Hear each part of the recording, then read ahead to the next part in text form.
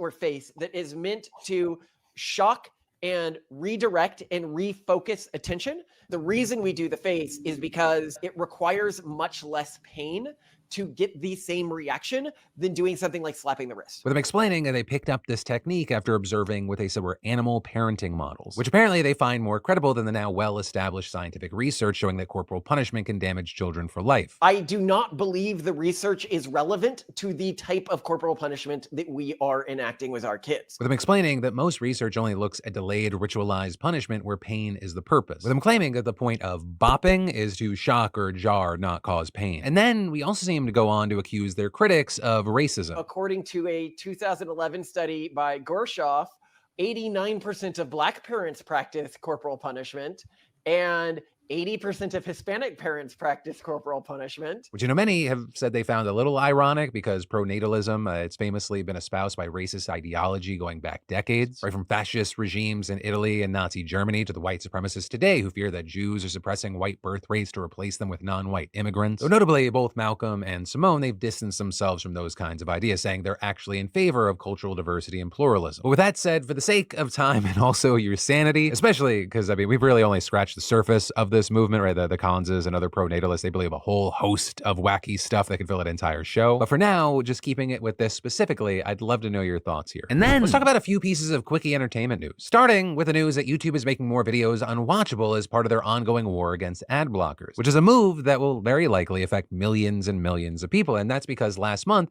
YouTube announced how to be cracking down on third-party ad blockers, saying that they violate YouTube's terms of service, right? And that's seen as not only them trying to get more ad revenue, but pushing people to pay for the YouTube Premium ad-free subscription. But now in the last day or so, we've seen a ton of people reporting that YouTube basically isn't working for them when they use ad blockers. Right? People complaining about videos skipping right to the end when they try to play them and then buffering forever when they try to click on the timeline. Others saying the videos they try to watch automatically muted. Though now notably here, like all previous ad blocker crackdowns, users have found workarounds and loopholes. But then at the same time, we're seeing YouTube working quickly to close those gaps, countering changes that ad blockers make to get around the code. But then another YouTuber news, we got to talk about MrBeast officially opening up applications for the Beast games.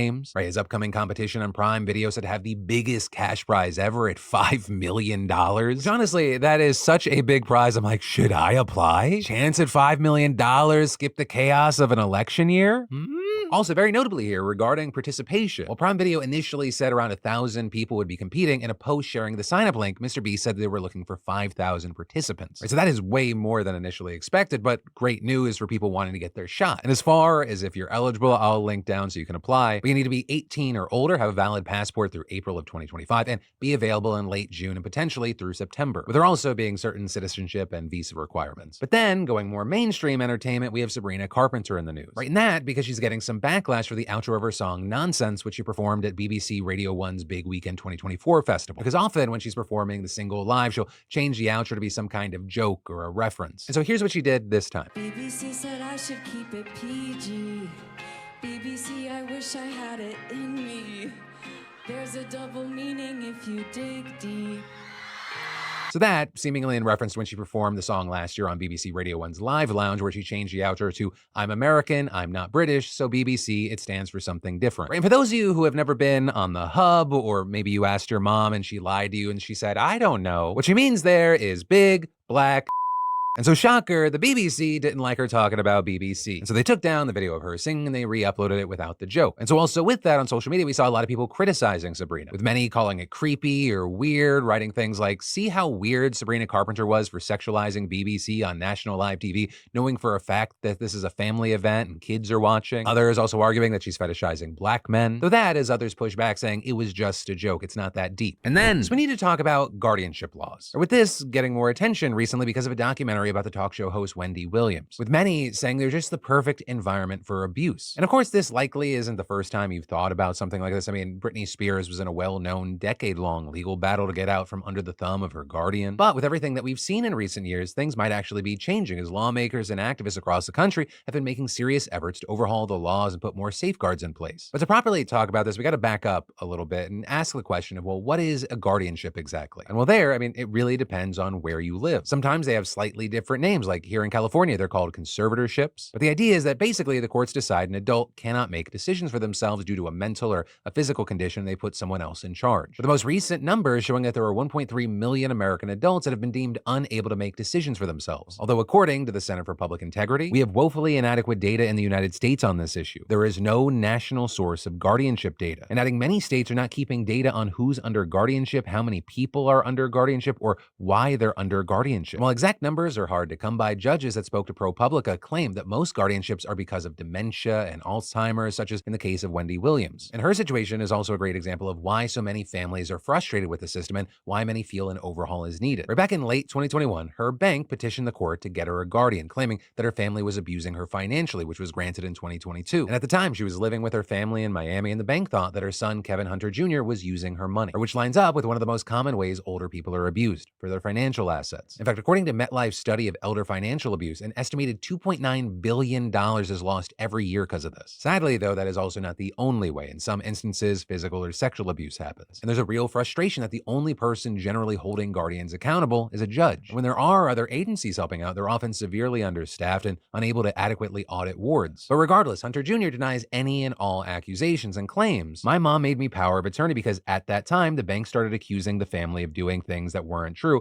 and saying that my mom wasn't fit to make choices. The court tried to frame it as though I was making all these charges for my own happiness." But even though her family has the means to take care of her, the courts decided otherwise and made attorney Sabrina Morrissey her guardian. And in this case, attorneys like Bernard A. Crooks, who specializes in elder law and special needs development, he suggested to The Hollywood Reporter that Morrissey was put in charge to avoid family infighting, saying, "I've been doing this for almost 40 years, and I would say that what I'm seeing in my practice is more fighting among siblings and family members, which has led to courts giving guardianship more to independent entities or entities that they believe are independent, like banks or other financial institutions." Now, as frustrating as all this is for Williams and her family, she's actually relatively lucky. Because in New York, most people who are in need of a guardian, they don't have one, either because they don't have family or friends at all, or because they're unwilling to take on that role. And in those instances, private attorneys are the go-to, but they also often refuse to do the job unless the client has substantial assets, meaning that thousands of more common people in New York are just left out to dry, which is why we saw the nonprofit Guardianship Access New York asking legislators for just $5 million out of the nearly $250 billion budget to give these so-called unbefriended individuals better guardianship services. But that ended up getting denied, and just $1 million was allocated, which is hardly enough to manage the assets and take care of these people. Also, another major issue facing the state is how little oversight there is because of underfunding. Right? Technically, the guardians of the roughly 17,000 people they are being watched over need to file reports detailing the finances and care of their wards. But in New York, they only have 157 people to audit those reports. And making matters worse is that these audits can take years to complete, which is more than enough time for some shady person to screw someone over. But there is some good news, though not for New York, because they're